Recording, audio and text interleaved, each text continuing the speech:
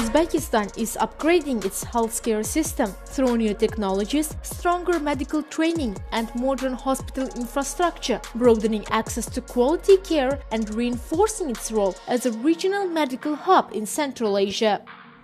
Hello and welcome to Business Line Uzbekistan. As part of the Uzbekistan 2030 strategy, the country is implementing wide-ranging reforms to modernize its healthcare system.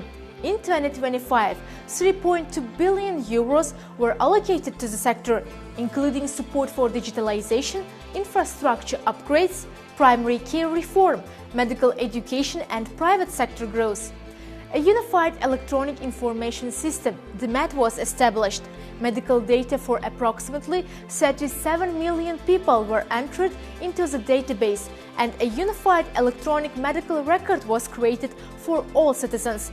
While in 2017, there were about 3,000 to 3,500 private clinics. By the end of 2025, their number had exceeded 9,000, showing steady annual growth. As a result of research and innovation, the National Children's Medical Center became the first public medical institution in the country to receive the internationally recognized Joint Commission International Certificate. Here is more. The National Children's Medical Center is expanding access to modern pediatric care. For the first time in Uzbekistan, complex scoliosis surgeries are now performed locally, eliminating the need for costly treatment abroad. 18 yoshgacha bolalarda yuqori texnologik amaliyotlarni bajarish barchasi davlat mablag'lari hisobidan amalga oshirilgan.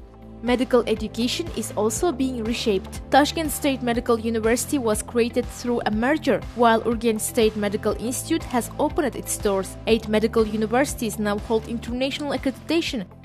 Poliklinikalarga talabalarning guruhlari biriktirilgan va talabalar nazariy bilim olgandan keyin amaliy vazifalarni bajarishadi. Simulation training is becoming a core part of medical education, allowing students to practice procedures in realistic clinical settings. Imtihonlarni topshirish jarayonida har bitta amaliy ko'nikmani bemalol talaba bajarib, o'zini bahosini inson omilisiz olib ketishi mumkin. Digital tools are transforming healthcare management from patient registration to unified electronic medical records. At the heart of this shift is DMET, Uzbekistan's unified digital medical system. Raqamlashtirishni 4 ta bosqichda belgilab olganmiz, ya'ni infratuzilmani yanada takomillashtirish, yagona platformani modernizatsiya qilib, uni xavfsizligi nuqtai nazaridan alohida e'tibor qaratish va ushbu platformadan foydalanadigan barcha mas'ul xodimlarimizni malakasini oshirish. The private healthcare sector is growing as well. Its share has tripled over 8 years, supported by international partnerships and public-private initiatives. Bizning klinika zamonaviy mnogofunksional klinikalardan biri hisoblanadi. Ushbu klinikamizning o'zining mehmonxonasi bor. Healthcare reforms are reaching beyond major cities.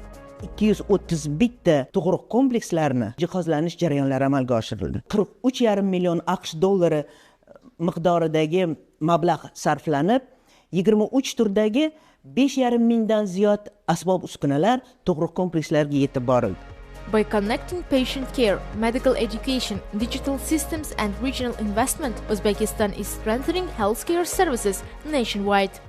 Joining us now is Jaloliddin Asamuddinov, head of the Center for Licensing and Accreditation of Medical Organizations.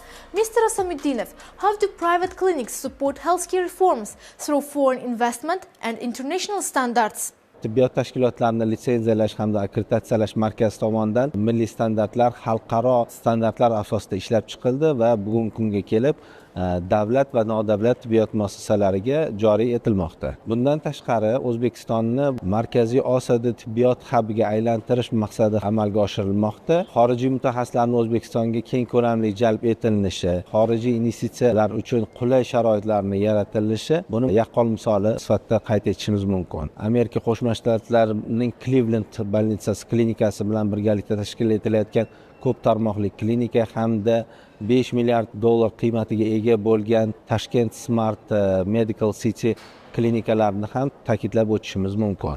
Thank you for joining. Well, that's all we have for this edition. You can get more business news at euronews.com. Thank you for watching.